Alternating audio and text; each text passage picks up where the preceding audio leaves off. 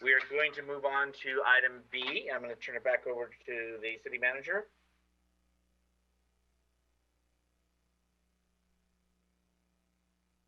Very quickly, Mr. Mayor, as we change gears, I just want to commend you on your deep cut with that example of the Suzanne Summers Lifesaver commercial. That commercial was filmed in 1979. So very deep cut. Well done. Yes, I was alive at that point, but not an extra on the commercial. Thank you. Thank you, Councilmember. City Manager. So the item that is before you is a presentation of a organizational report with recommendations that was prepared by Mr. Craig Whittam from Municipal Resource Group. As a reminder, Craig Whittam, while he is a consultant with MRG, he is retired from the city of Vallejo and was their assistant city manager for 10+ years, as well as had, before that, serving as a community and economic development director. And so when our prior community and economic development director separated from the city, we hired Mr. Whittam in that interim time to provide consultancy support for the community and economic development department, working on a few special projects. And this was one of them. So the new director would walk in with a outside review of the department, and as well as to prepare recommendations for the city. So Mr. Whittam will present the report to you. There are several recommendations as well as suggestions for positions and organizational charts that are within the report, and there's a total of 23 recommendations spanning every facet of the department. So with that, Mr. Whittam.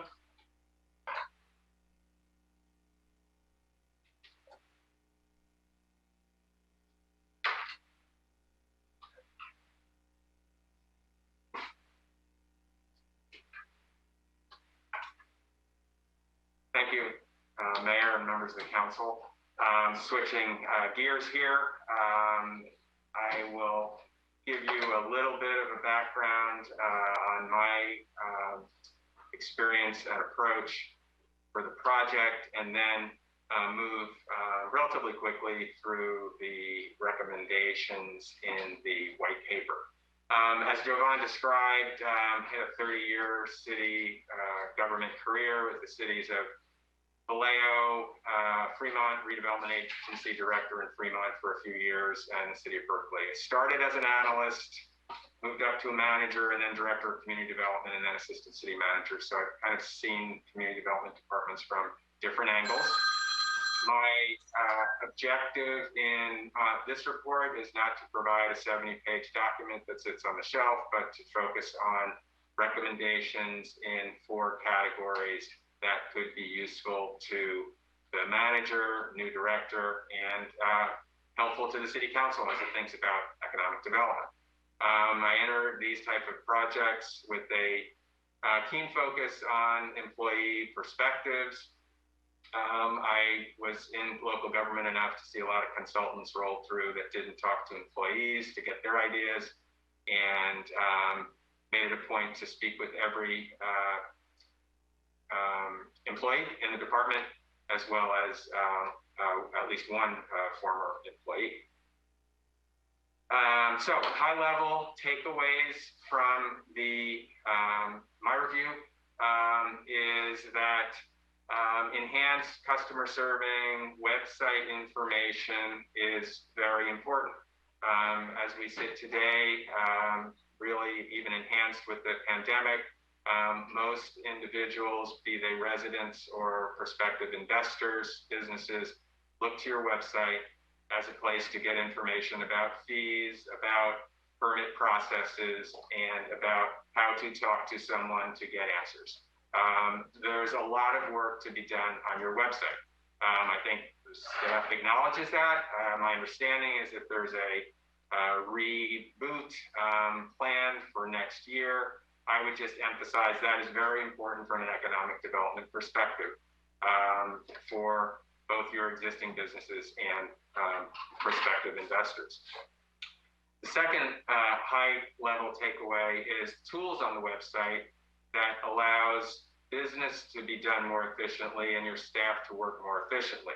Again, there are tools out there many cities use that allow for, as an example, appointments for building inspections to be made online, to track your building inspection permit process online. In San Bruno, those really have not been deployed to their fullest capability.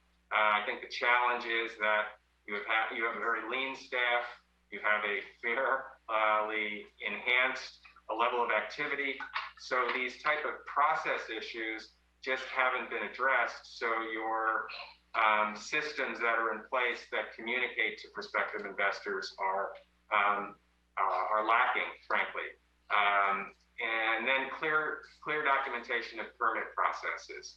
Again, not every city does this really well. A lot of them do these things pretty poorly, actually. But having simple checklists or descriptions of what it takes to get a use permit, either through a flow chart or simple checklist that a homeowner or prospective investor can understand, is something that doesn't exist for your information, with the exception of a couple of places.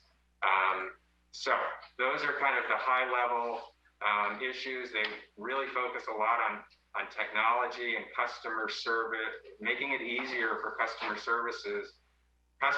to understand how to do things, so they don't have to ask questions and kind of figure it out themselves as they approach the city.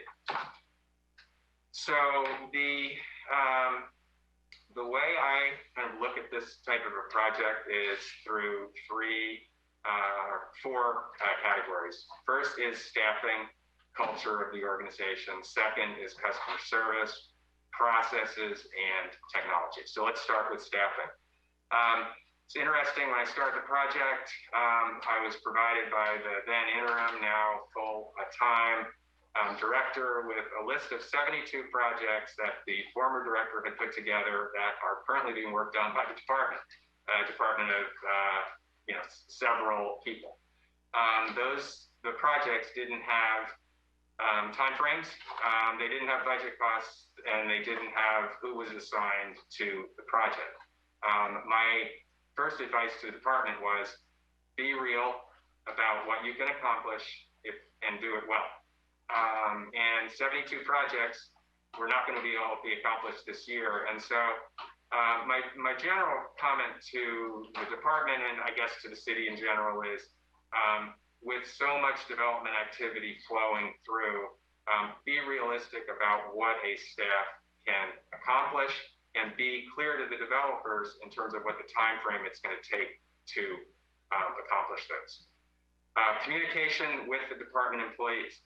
Communication, there has been a fair amount of turnover in the department, different directors over the past 5 to 10 years. That communication has gone up and down based on the interviews that I did with employees. Having clear communication with department employees is important in any department, but particularly in community development. So having clear ways in which employees can understand what's happening at the higher level in the city, as well as being able to providing input on that to the director is important. Seems that has improved, but that's one of the recommendations. Work environment. I was teasing your city manager the other day when I think the city attorney let me know that you had 18 city council meetings in the last 3 months. That's not a sustainable, in my opinion, approach to keep talented employees. Just a brief comment on the ability to attract talent to your city. The ability to attract local government, high-functioning employees is not where it was 10 or 15 years ago. The new, younger workers coming into the workforce have different options and different perspectives, and talented local government employees are harder to find. So providing a work environment where you're paying comparable to your neighbors as well as you're providing an environment where you're not putting them in city council meetings every other night. I'm joking, I'm kind of being a little facetious, is important if you're going to attract the talent. There's been a fair amount of turnover in the department. My suggestion is to really keep a keen eye on work environment. And in terms of adding staff, I think the way and what the city manager described earlier in terms of the way you have kind of nimbly brought on contract planners for some of the larger multifamily projects, YouTube project. I mean, these are projects that you don't staff up a department to be able to necessarily have come in the door every day, because they don't come in the door every day, they don't come in the door every year. So using those contract planners makes sense, but having a management analyst, you, City Council, actually, since I started the project, you approved this, so that is being recruited right now, is really important to bring some analytic ability to the project. As an example, the project that we talked about a few minutes ago, the user fee study. High-functioning management analysts could have done what I did in terms of helping with the project management of that project. Also, economic development manager. I was curious when I first kind of came into the working with the city that it was called the Community Economic Development Department, and I looked for the Economic Development Division. I didn't see it, and I didn't see an Economic Development Manager, and I wasn't just missing it, it wasn't there. So one of the recommendations is to have, to the extent your budget allows, having an Economic Development Manager position makes sense. That person could take on the role of an ombudsman to help navigate prospective investors and current businesses through your permit process. It could take on things such as the grant programs for small businesses. I mean, there's not a logical person necessarily in the organization that I can see that would do that type of stuff. As you note in the report, economic development managers land often in the city manager's office, often in community development departments. There's trade-offs in either case. I think you just need to figure that out as a community as to where it best serves. Obviously, having worked in a community with an economic development manager, if it's in the city manager's office, it has more gravitas as it solves things throughout the organization. Since you've never had one, that makes some sense. Obviously, you could put it in the community development department, and it would be closer to the folks doing the building and development engagement work. That's really a kind of a local decision to make. Okay, so that was kind of the high level culture staffing ideas. Now within the divisions, chief building official. As I mentioned, talent is hard to find in local government. I would suggest, in my opinion, the two hardest positions to fill currently would be chief building official first, finance director also.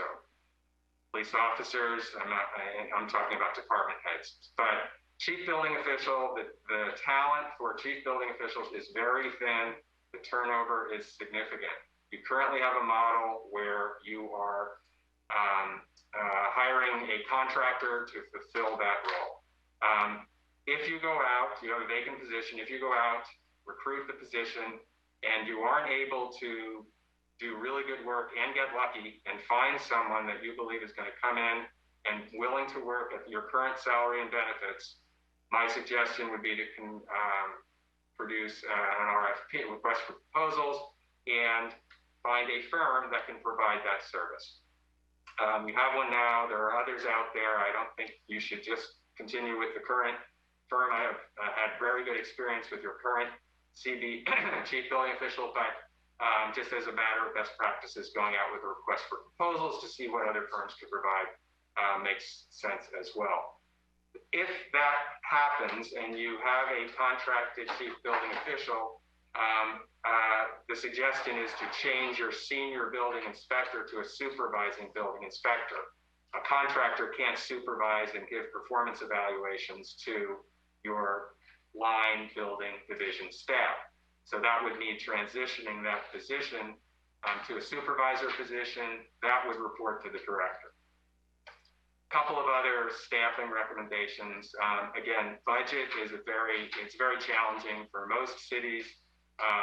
To the extent you have capacity for a senior planner position in the future, that is recommended as well. You have a lot, and just the state continues to put on requirements, housing element, general plan updates. There are a lot of, you have, airport regulations. There are some unique things in San Bruno that are long range in nature, and you really don't have anyone in your department that is focused on long range planning. It's really the planning manager picks up a little bit. The director, now without a planning manager, the director is picking that up. And for a city of your level of activity, having a senior planner that deals with those long-range issues could make sense. Clerical support, I'm not recommending a new position, but to the extent you can bring in part-time clerical support, you have your planners that are, preparing labels for your mailings, doing some things that are typically done at a clerical level. To the extent you can have administrative support for that, that's recommended. Okay, let's move to customer service. Customer service is, in my experience in local government, is largely anecdotal, particularly for council members. They hear things from one person, two people, three people, and then, it becomes the way to judge how people are engaged with an economic development department. My recommendation is to get metrics on that issue, to have a annual customer satisfaction survey that doesn't have to be very long or hard. It's sent to everybody that's gotten a building permit or has received a development permit over the past year. And then you start building metrics as to they're happy, they're sad, they have good ideas as to how you can make things better and make things more efficient. So I suggest you do that once a year. And then on the 6 months after you send your first one out, I suggest you also have an open house where you solicit input in person, assuming, beyond the pandemic, because that'll attract a different customer, perhaps, someone that really wants to come in and hear about the department a little bit, but the talking on the department is the small part of that open house. But really, it's an opportunity for people to give feedback on what their experiences have been and learn from that as you create better processes. Customer service, again, I hit it on the high level input. The website really needs a lot of work. You want to provide your users with tools, permit checklists, flowcharts, fee information. Not uncommon for other cities, but this is really an opportunity with a new fee schedule. Put a fee schedule in place that is intelligible. I would estimate that 10 to 20% of cities' fee schedule information is intelligible, and it's just hard to figure out. So put some energy into focusing on customer-facing information, and then also online ability to schedule inspection appointments, building permit status. The current contracted CBO is trying to implement that with his spare time, which is very limited. So to the extent, this is the type of thing, to the extent you had one-time funds, you could invest in bringing someone in to get this information up and running in the context of your website update next year. I think that makes sense and could be helpful to stimulating investment. Okay, so permit processes. I didn't really, what's my charge to look at your, what requires a use permit, what doesn't in the community, but the one thing that just came up enough times that I decided to include it in the report was the concept of the 50% rule is one way people are describing it, but basically it is the threshold whereby someone who is improving their home needs to come in for a conditional use permit. It seems like it's something that sends home remodels into the conditional use permit process and that takes up staff time to process those conditional use permits, and may be worth, as you review your zoning ordinance, you review what is a discretionary ability to make an improvement and go get a building permit versus what you need to do to come in and get a conditional use permit, something worth considering. If you have more discretion to the homeowners, you have less time spent preparing planning commission reports and going to the planning commission on home remodel projects. Obviously, that's a policy decision and unique to every community. So on the permit processes, going down in terms of the divisions, one of the initial things that I heard is that we can't meet then because we can't close for lunch, or we can't shut down on Friday afternoons, or and this is very common in cities, they get into routines of, well, we can't shut down for lunch. Well, maybe shutting down for lunch is a better, more efficient way for your people to operate. And it really all ties into the technology and what you have on your website and what people can do and find online is really, in many cities, it has limited the importance of having a customer counter from 8 to 5 or 8 to 6. And some cities, have one evening where they'll stay open until 7 to catch folks after work. But how long your customer counter is open really has very little to do with how well you're serving your customers in this current environment. Plan check consistency and accountability. I did interview, as in the report, a few of your permit customers. One of the pieces of feedback was you have outside plan check. That's typical. That's, I think, best practices. But that plan check can be inconsistent. They may not know some of the unique features of the community. I have some advice in the report on that.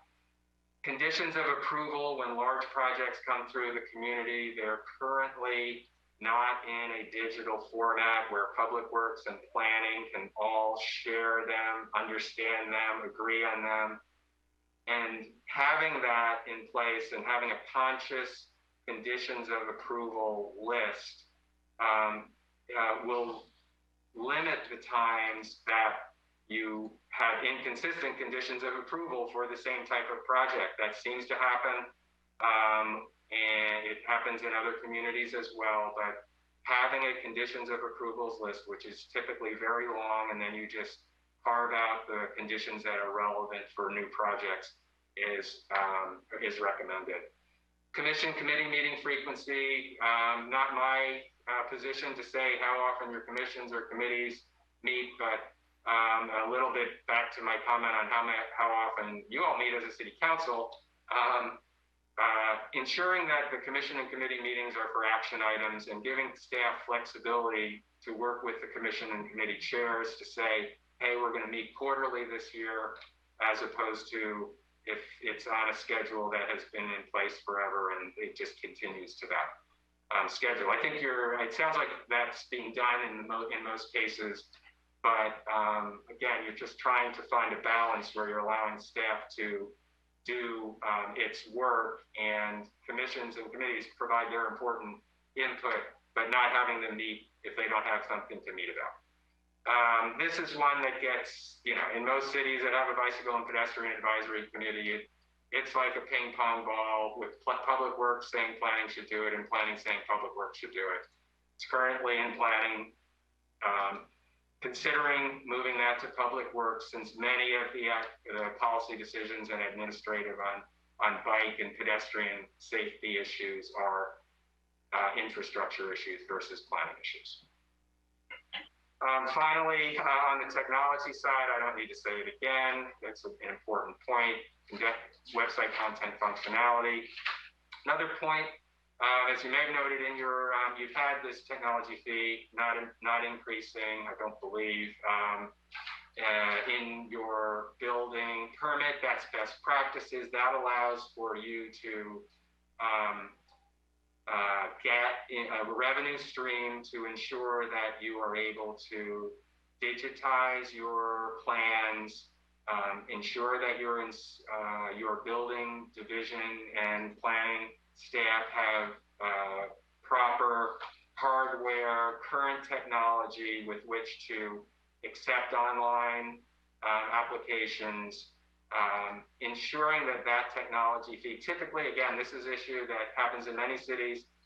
It's a technology fee, so the IT department decides how it's going to be used. It needs to be a collaboration between IT and your department, and that's the only recommendation here, that they talk to each other as you put your budget together and you have a schedule. Often cities will have a 5-year schedule on how they're going to use those technology fees. It's kind of like a mini CIP for the technology in this department. Another issue which seems to have been resolved in the last couple of years, I honestly had not heard the term flip phone until I started this project in a really long time, but some of your folks were talking about how, they just recently got smartphones relatively recently, and that's helpful. Again, investing in hotspot access and hardware that can be mobile makes your staff much more efficient. I should have mentioned this at the beginning, but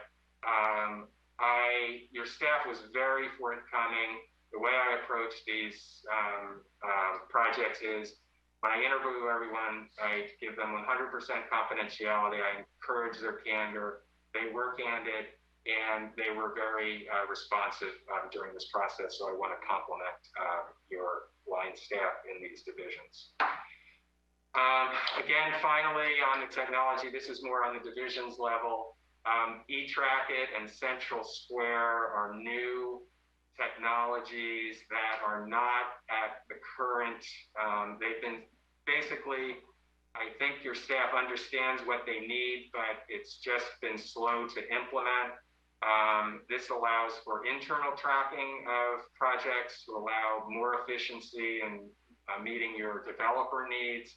And also in terms of staff accountability regarding project delivery. Having a software tool to track projects internally is important, and then also giving your residents and prospective investors an understanding of where their permit status stands from a web portal is also best practices currently and happens in many cities. Digitizing plans.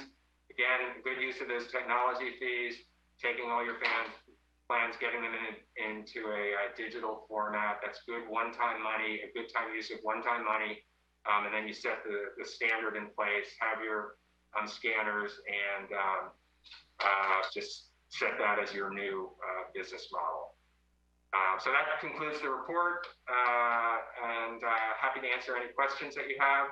And it was, again, a pleasure to hopefully provide some good guidance to your management team and City Council. City Manager, do you want to conclude with anything before we open to Council? Just on a high level, I want to thank Mr. Whittam for his thoughtful analysis and the work that he provided on behalf of the organization. And just know that staff absolutely agrees with every recommendation. And some of them require council action vis-a-vis budgetary allocations, and we will be discussing those and incorporating the ones that we can. But all of the 23 recommendations are on our work program at this point. And that's that work that we talked about that directors really need time to do to improve the organization. Absolutely concur with Mr. Whittam's comments about the amount of meetings, the pace of meetings, and the pace of work. And really, I've said it to council, on some things I think we're moving too fast, and we need to slow down so directors really have time to not always be working on these higher level initiatives, but work on improving the operations of their department, which has a immediate customer service aspect. With regard to Mr. Whittam's comments on turnover and staff, especially our executive level staff, Absolutely 110% concur. I was sitting doing the math, and we all know that tomorrow will be the last day of our public works director. You know, in about a month and a half, I will have been your city manager for 3 years, a very short amount of time. But in that time, all 8 of our senior executive team members that report to me that manage our department heads, our departments, and our assistant city manager, in just 3 years' time, I will have recruited every last one of them and hired 2 of those positions twice. We've had significant turnover. When I took this job 3 years ago, we had 4 of the 8 positions vacant. And then we've continued to have turnover. And the reasons are many, but workload, time, the fact that we are a under-resourced city with a lot of expectations and a lot on the plate, without the staffing to really get all the work done, is chief among them. So I'm glad that Mr. Whittam was able to pick that up and articulate that. And just know that as your city manager, I totally understand and agree with that sentiment. Thank you. Councilmember Hamilton, please. So I would also like to thank Mr. Whittam for the report. I love this. I love the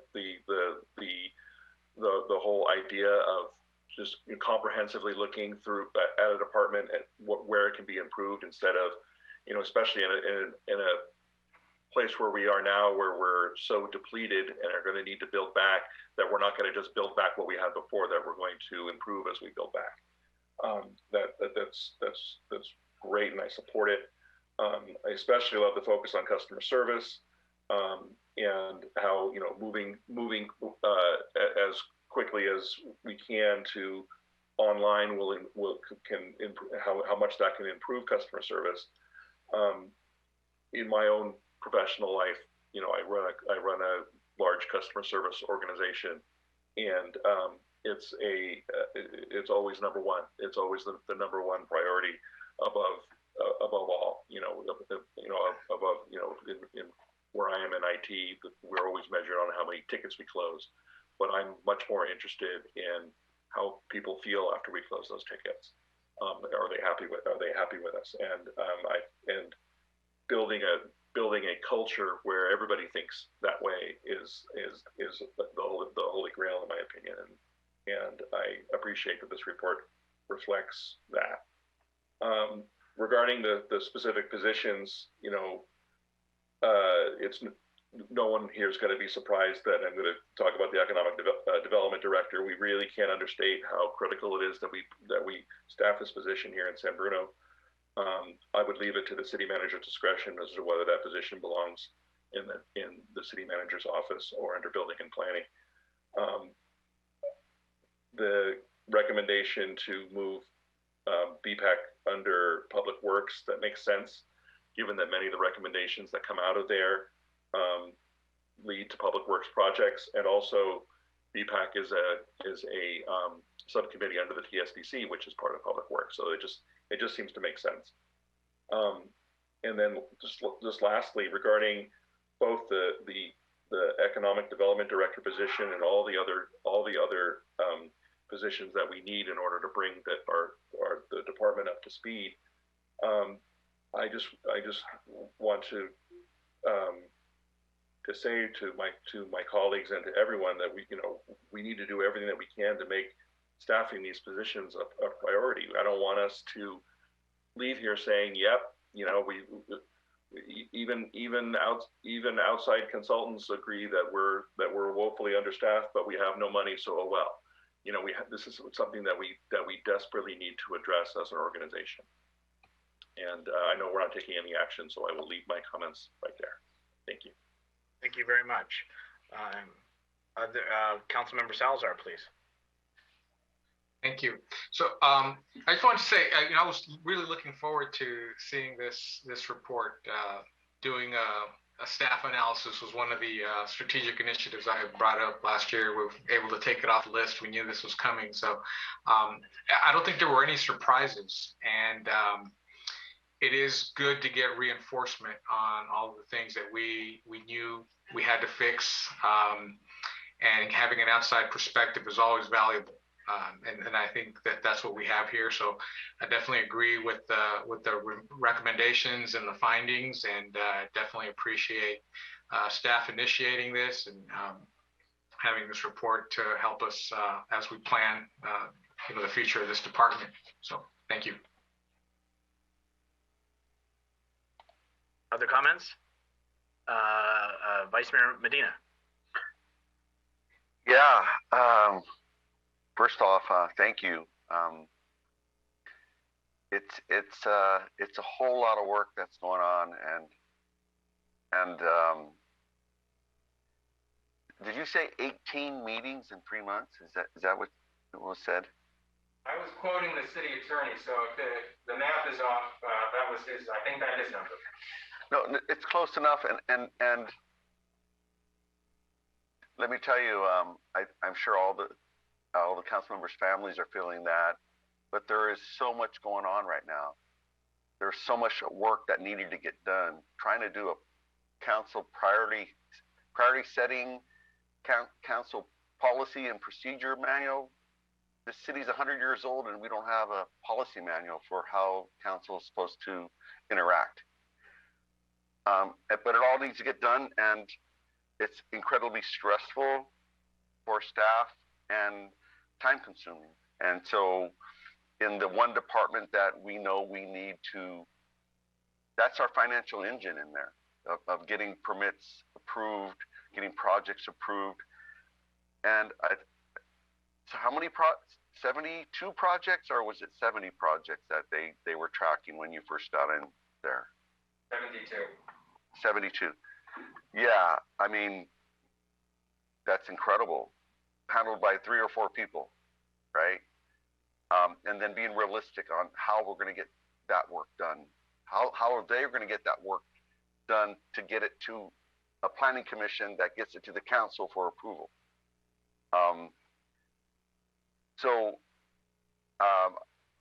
I know this is a study session, so there's no action, but it's clearly, it fortifies what we've been hearing from our city manager, which we observe and hear from our community of why do things take so long? And what I appreciate is that you're bringing solutions. We've known we've had technology issues for many years in our city, and we're trying to. It seems like we're always trying to catch up.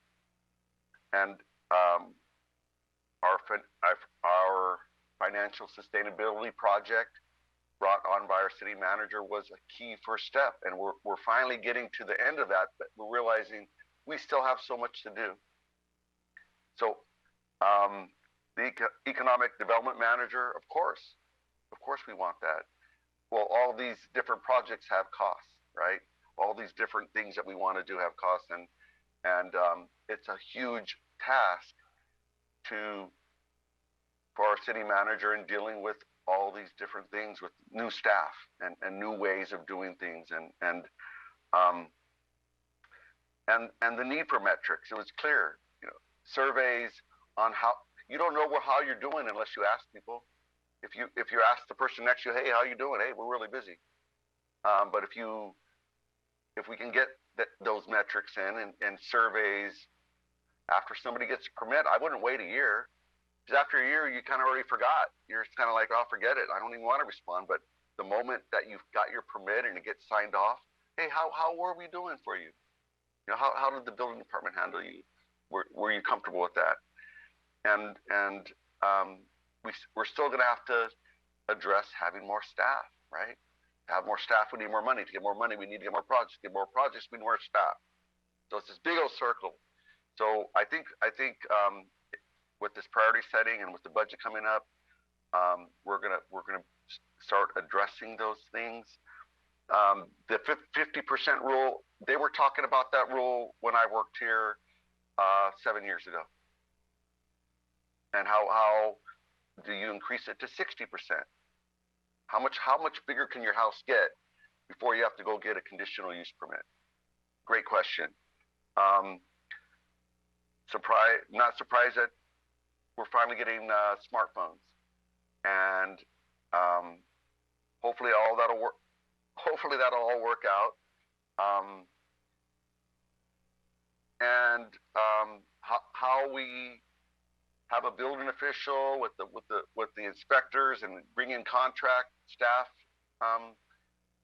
We have to make that decision, and how to make it smoother with these recommendations. So I look forward to how our city manager is going to propose to implement these things as we deal with them in budget.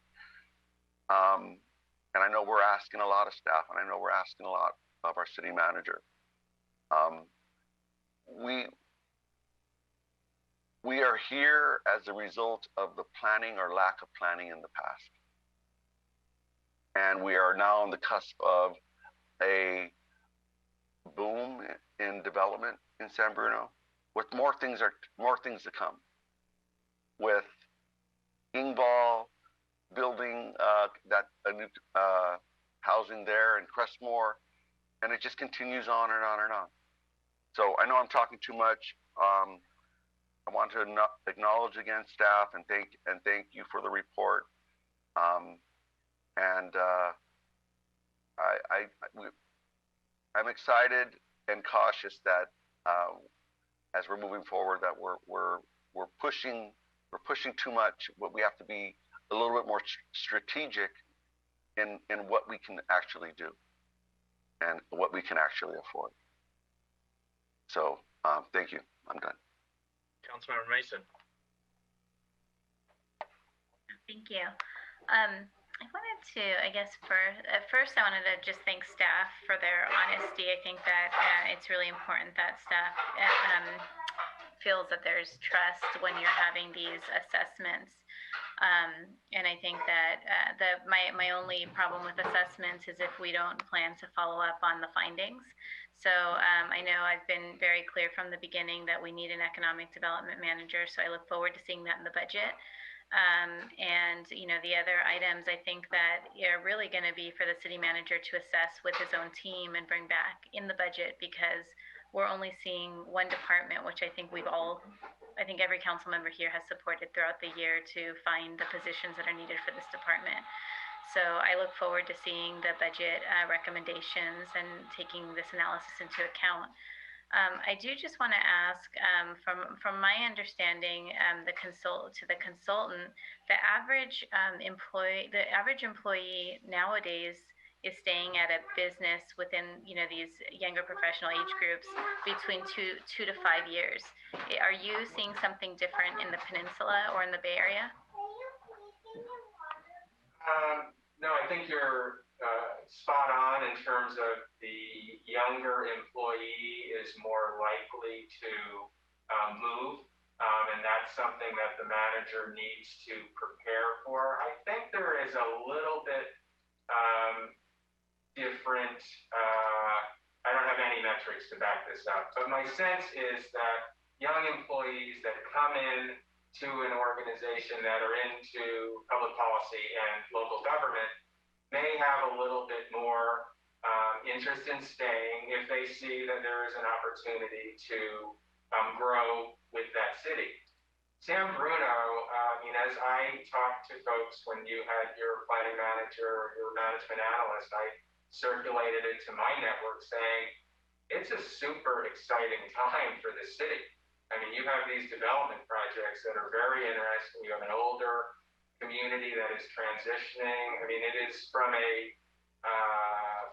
work standpoint, I think you can attract talent that will stay here if they see, upward mobility and an ability to grow within the organization. I mean, I think the feedback that I got from your employees was that, the new leadership of the city manager, the new director, people were very excited about that. The challenge is people also, you're in a very, very high cost environment. You're not at really market or above market. So people have options to move to other, the talented local government employees have options to move around more than they did 10 or 15 years ago. And so I think you'll still deal with the millennials and the younger generation having an interest in moving more frequently. But I think if you build a culture where you come in as a planner and you see, oh, there's that senior planner job. If I get great experience here, I may be able to move up. Or I put in 3 or 4 or 5 years of really good experience here, and then I do move on and you bring in another planner. So it's a challenge for every city, kind of long-winded response, but it's a challenge for every business, I think, in terms of how millennials and the younger generation look at work to keep people longer. But having a good, a competitive salary and benefit package and a good work-life balance in what you offer, you have the project work for economic development and planning people. It's an exciting time. And if I will, can I just piggyback on that, because it's a great response and I agree 110%. And we're talking about the younger millennials. I'll just say that the calculus for your executive senior level positions can sometimes be different, and it's more work-life balance and compensation, because oftentimes when you're at cities that have the compensation, and there's when you look around, it's really work-life balance is the reason why people are leaving, because sort of a director at a city that's 50,000 population versus a director at a city that's 100,000 population or even 200. Sometimes the compensation is the same, and so people leave for other reasons. And so, I just want to make the point that when we talk about our executive level positions, it's a slightly different calculus. We should be mindful of that. Right, and I think that when I see people also leaving cities, it's also there might be more upward mobility. Here we have we do have a young city manager, and so that mobility for the next step may be not right there. But I do think that it's important to note that San Bruno may not be able to be as competitive as other cities for a little while. We may not be at the market rate. I think we've already increased a number of salaries that we could. I think when I came into this council, I was told over and over again that the city was paused for about 10 years due to the explosion. And what I see really happening is that you have a city, and this is my opinion, but that's in transition. And you have a new city manager working on very high-level areas for the last 2 years, trying to bring revenue in. And this is the year that we're likely going to get revenue. In the second year, we got an international pandemic that could not be, we couldn't pretend it wasn't here. And so when we talk about 18, meetings in a very short period of time, the council is not directing when those meetings happen. The council is kind of directing what we'd like to see. And it's really up to the city manager's office when those meetings happen and how they're spread out. I remember being in a very difficult transition year, and we had 64 meetings in 1 year. I believe it was actually over 64. And when we passed that hump, those that stayed, we've all stayed together. We've had a very strong team. So I've been there, and I really do feel for staff. And I think that as much as we can lessen our meetings, I would love that too. But I do want to say that the city was paused for 10 years. There is a lot of ground that we are having to make up for. I have been called by some of the directors who have left and been thanked for pushing revenue. I've been stopped in the street by staff. Thank you, because we've needed this push. I'm sure the city manager has too. And my goal is definitely not to push items that are not needed, but I do think that we're in this very unique place. And if we do not take this opportunity, we may not get it again. And so there are so many things on the table right now, and everybody has different priorities. I get that, but we just finished a 10-hour meeting on strategic priorities so that we can kind of align behind what our goals are for this next year. The previous goals prior to last year, I was not involved in. I think that the way that City Manager Grogan has been setting this up is getting better every year. But I just want to say that I really do feel for staff, being a staff member myself. I really do know what it's like to work a full day and then have to stay after. And I hope that doesn't have to continue. But I do have to say that we're in an emergency year in this pandemic. We have a number of items that need to be taken care of. And I think that we need to find a way that we can all understand each other's positions. I'm somewhat disappointed actually that you didn't ask the council where we were, because maybe that would have been a way to grab some insight as to where our thoughts are as far as what our expectations were moving forward. Because if we're being unrealistic, I think that we should also be told that we're being unrealistic. But like I said, I had 64 meetings in 1 year. That is not a goal I want to beat. That's not a goal that I want the city of San Bruno employees to beat. But I think we have to put this into context, that this is really an exceptional year. And I also want to say that I think that our directors went on to great opportunities. And I can't fault them for taking an opportunity. San Bruno isn't going to be a big city. I think it was Santa Clara. I was reading that their city manager is making like $700,000 a year.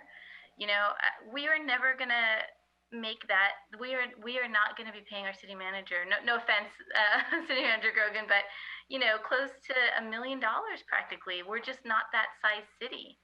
And so I'm hoping that we continue to attract talent that takes advantage of all of these opportunities, and hopefully they stay.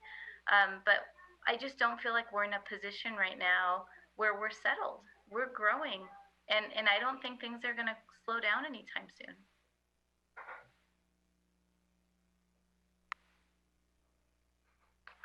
I think I got everybody has gone through at least once. Just a few things for myself on the bike and ped. Let's go down the list. My understanding is we have somebody that sits on it from community services and or the development department, and we also have somebody from public works. So where we can minimize that, so we don't have to have staff being at various spots. I think that that's important. So my concern is you say, well, it should go from one part of the hall to across the hall, but does that mean still somebody from each department is going to be there? And I think those are things that should be looked at. This is not me counting, but I just got an update that I heard it was 22 meetings so far, but we'll get the official tally from somebody later. You know, I think going back to like the customer service, that's something that Council Member Laura Davis had always said, you know, because she deals like Council Member Hamilton about customer service, the metrics, how long is the call, how is this, how is that, and that is really important to gauge, are we hitting the mark? If we have 60% that are saying great job, can we get it to 65? How do we motivate our team to try to achieve where they don't even really know where they're at? Because I think when a team is successful, I think everybody kind of rejoices and feels good about those accomplishments. As far as times at the counter, I will tell you, and I can go off the top of my head, I can write down 7 or 8 jurisdictions in San Mateo County, maybe 9 now, just another one popped in my head, that do not have 8 to 5. They have it, whether it's closed for lunch. You know, San Mateo is a big city, but when you have a plan review, it's Tuesday, Thursday, off the top of my head, I think 9:30 to 11. That's it. So what it is, but it also allows staff to back up. Because if somebody's got to be at the counter all the time, then how do they get those other documents processed and what have you? So, you know, as long as it's communicated to and people become accustomed to it, it may be an opportunity that helps with the staff. The technologies, I think, are good and important. You know, I would also go back to some of the comments. You know, you can go back when I was in the city, goes way back, too far back. But I mean, it started back then, where we all had to freeze, couldn't hire staff, had to reduce services. It got into 08, 09, had to do furloughs, had to, you know, make modifications. Yes, the explosion. And yes, I think, I'm going to say with Councilmember Mason living through it, it really did derail, because you think people are trying to run a city and trying to take care of a neighborhood, and yet maintain an operational EOC room around the clock for a period of time, and bringing all kinds of folks in, and litigations, et cetera, that we had to go to Washington and deal with the National Transportation Safety Board and PG&E. So I think where I have seen is some positive in the planning is police and fire, I think now are at a point where they have succession planning. And it started when Dave Cresta became a battalion chief. It became the chief because we were doing that. It's changing the titles within the command staff at the police department. So we have lieutenants and captains in order to hopefully have a succession plan as we do today. And we've seen that result, where before it was just sergeant commanders, nothing in between. So what do you do to get that rank? You go elsewhere. So there have been things that have been done to do that. But the customer service and sending out a survey, I think it is important. We see them, and I think I bet you in our daily lives we get a survey, at least once a month on some transaction, whether you're calling your cell provider or somebody else, insurance carrier. So, I appreciate the information. The metrics, I think, are important. The annual survey, I think, is important. And I think also that work-life balance is important. And I do think we have to be mindful, too, that we're giving staff the information that we need ahead of time, rather than we don't have enough information in order to make a decision and we elongate a meeting, or we may have to go to a second. I get it, but hopefully not a third. And then we're going to do post-Zoom life. So what is it going to look like? Does a staff member, does a department head who doesn't have anything on the agenda, do they really have to be sitting in a room? Or can they be watching it via Zoom and be brought in? Why not? So I think that has to be, and if they don't need to be there, maybe they shouldn't be there that night. But I know sometimes they feel compelled that they want to be there. So I just think we need to look outside the box. And I think the metrics and customer service are critical. And I think it's about offering the resources. You got to understand, too, people need time at the counter. Because what I hear from them, folks, or community, they told me X. Then staff looks into it, come back, but they didn't tell me everything.